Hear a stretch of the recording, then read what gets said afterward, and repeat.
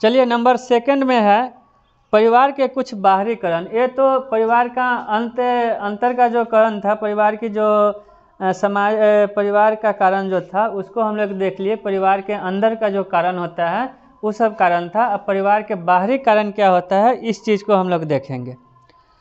देखिए परिवार के बाहरी कारण में भी विभिन्न सारे हैं। जैसे फर्स्ट है बुरा पड़ोसी, सेकंड में है उचित मनोरंजन संबंधी साधनों का न होना, होटल तथा क्लब में जाना, विद्यालय परिस्थितियों को न समझना, बुरे प्रौढ़ व्यक्तियों के साथ विज्ञापन प्रचार वगैरह इत्यादि है। मतलब इस तरह से बहुत सारी है क्रियाएं हैं जो हम लोग देखेंगे। परिवार के बाहरी कारण में सबसे नंबर 1 है बुरा पड़ोस। फर्स्ट है बुरा पड़ोस। बुरा पड़ोस का मीनिंग क्या है वह सभी लोग जानते हैं। कितना भी आप गांव में हैं तो पर भी आपके पड़ोसी जो है वह थोड़ा कितना भी बढ़िया है मगर थोड़ा ना थोड़ा जलनशीलता होती है। और आप गांव से शहर में भी है तो पर भी आपके बगल वाले का जो मकान होता है आपके मकान से उसमें भी थोड़ा ना थोड़ा वहाँ भी होता है। या कहीं भी आप चले जाइए तो दुनिया के किसी कोने में चले जाइए तो पड़ोसी के साथ थोड़ा बिहेव तो दिखाने के लिए अच्छा होता है मगर अंदर का जो होता है वह जलनशीलता रहता ही रहता है। तो वही यहाँ कर रहा है कि बुरा मतलब पड़ोस, तो पड़ोसी बुरा कब होता है इस चीज़ को भी देखते हैं। जैसे बता रहा है बुक्स अकॉर्डिंग है कि शराबी, धोखेबाज, गुंडे प्रवृत्ति वाले चोर बदमाश बालक के पड़ोस में रहते हैं तो उसका प्रभाव बालक पर पड़ता है। जैसे उस दिन हम लोग पढ़े हुए थे कि बालक में ही पढ़े हुए थे कि बिना पूछे हुए बिना इजाज़त के किसी के घर में चले जाना, किसी के गाड़ी में बैठ जाना, किसी के यहाँ कुछ कर लेना, तो बिना इजाज़त का उसकी इजाज़त या घर वाले की इजाज़त के बिना किसी के यहाँ प्रवेश कर जाना एक बुरा प्रभाव है। अपराधी छवि का भी प्रभाव वहाँ पर आता है। उसी प्रकार है कि यदि आपके पास जो पड़ोसी आपके है वह उड़नता मतलब शराब वगैरह पीकर उड़नता करता है, तो यदि उड़नता करता है उसके पास भी आपका बाल बच्चा यदि जा भी रहा है बिन तो वहाँ पर भी कुछ न कुछ सीखने को उसको मिल जाता है। यदि वह चोरी कर रहा है तो चोरी कर रहा है तो वह जब भी बातें करेगा तो चोरी करने का ही बात करेगा, उससे रिलेटेड ही बातें करेगा, वो तो अच्छा बात नहीं करेगा। तो वहाँ पर भी यह प्रवृत्ति आ जाती है। धोखेबाज के बारे में सभी लोग जानते हैं। झूठ बोलना सबसे बड़ा धोखेबाज होता है। फ्रेंड्स को छोड़ देना ये भी धोखेबाज होता है।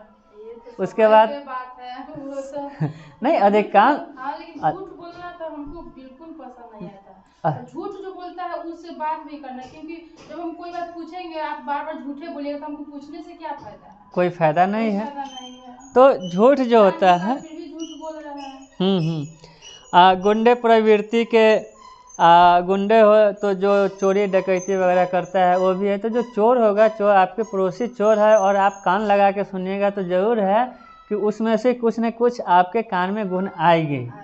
लालच जो होता है स्वार्थ किसी को नहीं छुड़ा हुआ है और स्वार्थ के अकॉर्डिंग होता है तो आपका मनोवृत्ति बदल ही जाता है।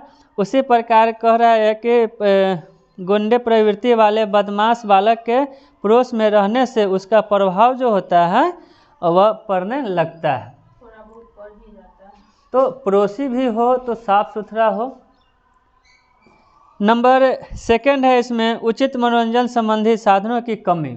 देखिए उचित मनोरंजन संबंधी साधनों की कमी जो कह रहा है, तो उचित मनोरंजन पहले के दौर में देखते थे कि सभी के पास टेलीविज़न नहीं था, सभी के पास टेलीविज़न नहीं होता था, तो पहले रामायण वगैरह देखने के लिए या कुछ भी देखने के लिए दूर दूर जाया करते थे लोग। एक समूह की 10 घर से एक घर में देखता था, एक घर में देखता था, टोली बना के देखता था।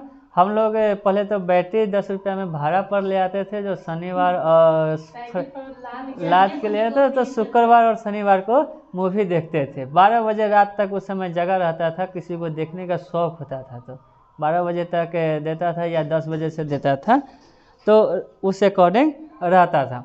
तो यहाँ पर उसी प्रकार है, यदि उचित मनोरंजन का साधन आपके पास ना हो, यदि किसी व्यक्ति के पास कोई कार्य नहीं होता है तो वह व्यक्ति का जो माइंड होता है वह शैतानी दिमाग उसका हो जाता है, वह शैतान की तरह सोचता है। यदि किसी के पास काम ना हो तो खाली दिमाग फालतू बात ही करते हैं। तो आपके पास यदि आप पढ़ाई अभी कर रहे हैं, पढ़ाई से संबंधित जितना भी आपने कार्य था वो कार्य ख़त्म कर लिया, तो अब आपके पास कुछ करने के लिए पढ़ाई से आपकी मने उब गई, अब पढ़ने के मन नहीं कर रहे, तो आप क्या कीजिएगा? तो उसके लिए आपको मनोरंजन के साधन होना चाहिए। घर में टेलीविज़न वगैरह है या खेलने की उस तरह की, जो घर में 5 फैमिली है तो उसमें खेलने की उस तरह की कुछ साधने हैं, तो आप उससे खेलकर भी अपना समय व्यतीत कर सकते हैं। या उस मनोरंजन की भी कोई साधन है जैसे टेलीविज़न वगैरह, म्यूजिक वगैरह सुनने का, तो उससे भी सुनकर आप टाइम अपना पास कर सकते हैं। यानी उसमें क्या होता है कि आपको जो एक्स्ट्रा होता है, जो बिना काम की जो फालतू बातें होती है आपके माइंड में आती है, वो फालतू बातें नहीं आएगी। वही इनका कहना है। बुक के अकॉर्डिंग हम लोग देखते हैं कि जहां उचित मनोरंजन संबंधित साधनों का अभाव रहता है, उन स्थानों पर रहने वाले बालकों की बुरी आदतें जैसी हो जाती है। अब किसी के पास कोई काम ही नहीं है, जैसे सपोज दैट एक देख लेते हैं एग्जाम्पल में, पहले तो सियाने लोग बाहर भीतर रहते थे, अपना घर छोड़कर दूसरे स्टेट में जाते थे कमाने। आज भी बहुत सारे जाते हैं, लड़के लोग भी जाते हैं।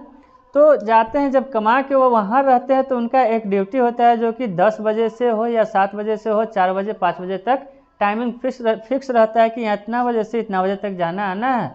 और वह जब ड्यूटी से आते हैं तो खाना वाना बनाकर खाकर सो जाते हैं या अपना जो कुछ काम वगैरह होता है वो कर लेते हैं। वही व्यक्ति जब वह घर पर आता है तो दूसरा काम उसके पास नहीं होता है, और जब दूसरा काम उसके पास नहीं होता है तो क्या करेगा? बैठ के खाना खाएगा, जाएगा किसी के यहाँ बैठ के ताश खेलेगा, जुआ खेलेगा, या किसी के साथ घूमने जाएगा, वहाँ भी उड़नता हो गया, हमको कौन यहाँ रहना है, मारपीट किया, चलते रह गया।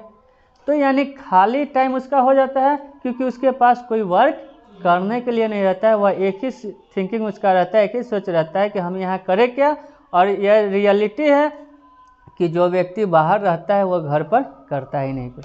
जैसे कि एग्जाम्पल ये भी दे सकते हैं कि जो व्यक्ति सर्विसेज करते हैं, बूढ़े लोग करते थे, बूढ़े लोग जब रिटायर हो जाते हैं तो वो लोग को भी देखिएगा कि समय पास करने के लिए ताश वगैरह खेलते हैं, तो वहाँ पर भी समय पास होता है।